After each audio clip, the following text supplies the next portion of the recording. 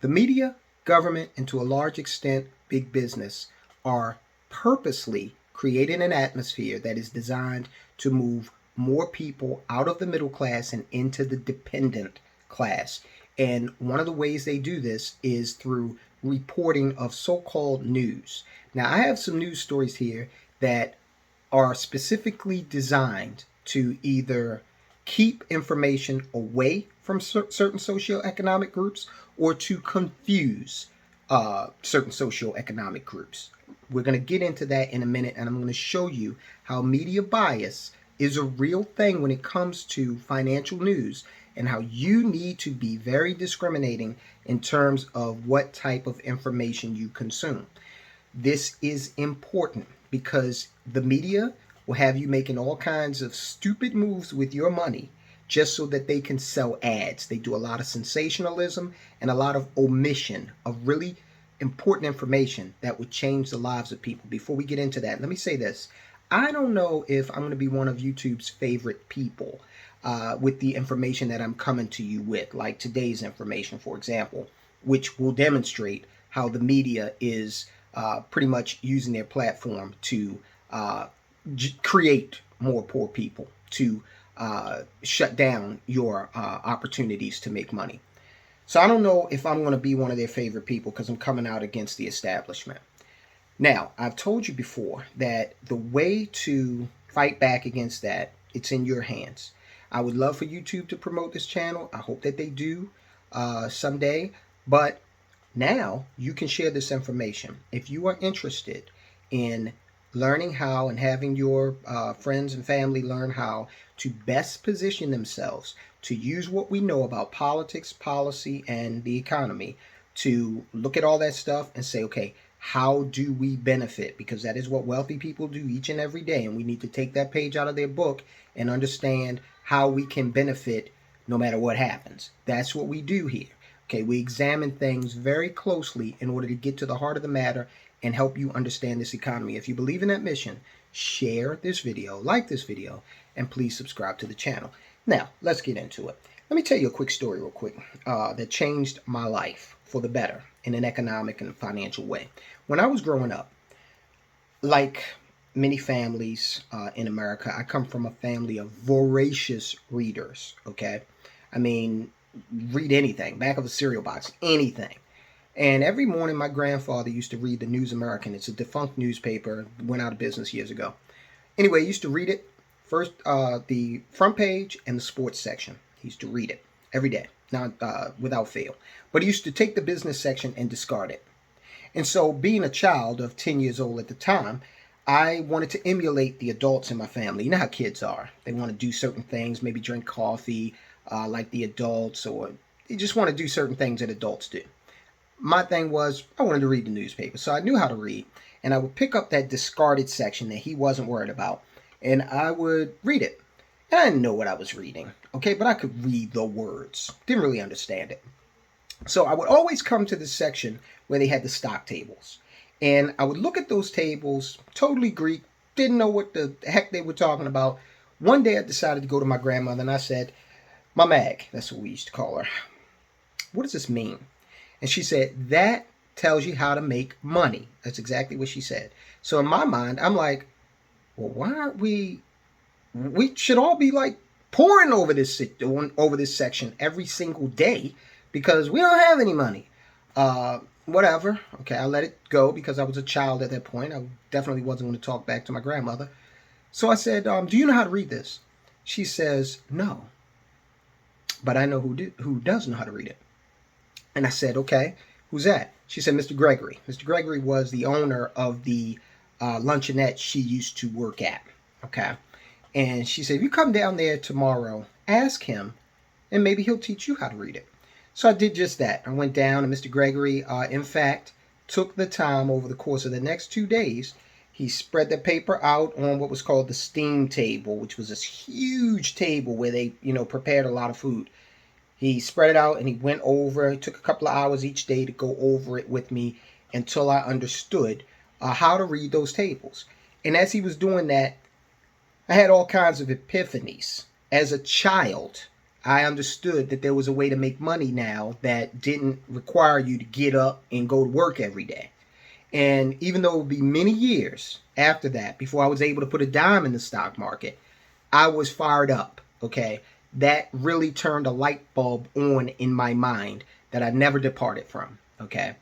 And so here we are today. Now, let me read you a story. Ivory Hecker, and I'll link to all of these. Ivory Hecker says Fox station censored Bitcoin story. There's another word in that title. I'm not going to read it because YouTube might censor it. It has to do with the events of 2020.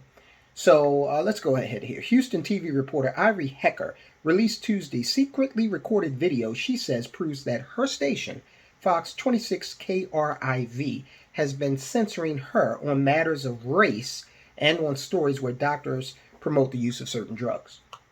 The video was released by James O'Keefe and his Project Veritas, which oftentimes secretly records media executives saying things that O'Keefe says include a bias against conservatives. But look, we're going to see that there's a bias against a certain socio-economic class, okay? Not necessarily just a political class, but a certain socio-economic class, regardless of who they vote for.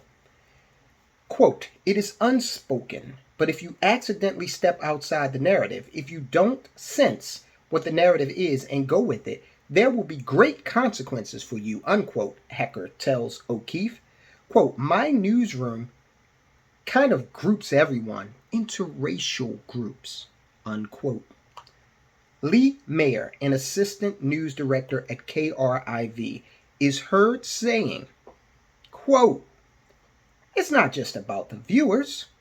It's about what our CEO reads. It's about what our general manager reads, unquote. Now keep that in mind, because what she says next, if this is true, that the CEO and the GM are engineering, how they report, then this is pretty insidious when you think about what the CEO and GM want to hear. Quote, I have passed on Bitcoin stories. Bitcoin for poor African American audiences at 5? It's probably not going to play. That's a choice I'm making. An editorial choice, unquote, Mayer says in the video. So she's straight up saying, look, I don't believe that poor people, in her case, poor black people, that's what she says, poor African Americans, I don't believe they need to hear about this Bitcoin stuff. Now, look, I don't care how you feel about Bitcoin. It has made a lot of people a lot of money. So suppose Mr. Gregory has said, hey, this kid's poor and he's black. And Gregory was white, by the way. Suppose he said, this kid's poor and he's black, and I'm going to make a decision. I'm not going to teach him anything. I wouldn't have had that epiphany, at least at that point. All right. So that's one instance of a Fox News executive coming out and saying, you know what? A certain socioeconomic group doesn't really deserve to hear about this news that's making a lot of people a lot of money. And guess what? It's not just confined to poor blacks. They're not reporting this in Appalachia either. All right, let's get one more. Now, this is one where the media is just being silly and, is reporting nonsense, absolute nonsense related to shares of, in this case, Coca-Cola. They're saying that Cristiano Ronaldo, he's a soccer star, he asked for, this is how they phrase it, Cristiano Ronaldo's Coke snub. They had Coca-Cola arrayed on this table when this guy did a press conference. He's a health nut. He said, not interested in Coke. Agua is what he said. He wanted water instead. He's well renowned for, being very fastidious about what he consumes. Bravo to him.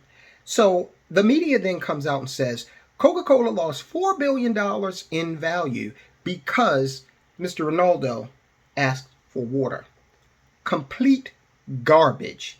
In fact, what happened on that day is Coca-Cola was down almost a percentage point before Mr. Ronaldo even gave his, even started his press conference.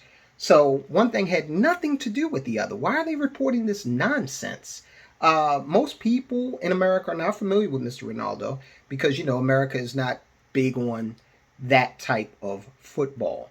The market as a whole was down on that day. Okay, and Coca-Cola is one of those bellwethers where if the market's down, more than likely it's going to be down as well. And it was. Now, what they didn't report is Coca-Cola's up almost 20% in the last, year, in the last 12 months. So we've got very dubious reporting here. What can you get out of this? What can you take from this video? Don't pay any attention to certain aspects of the media. You've got to drill deep in order to understand what's going on. We've got Fox News producer saying that poor black people don't deserve to know about Bitcoin. We've got a bunch of news outlets reporting absolute nonsense about why Coca-Cola's value decreased by $4 billion in a certain time frame.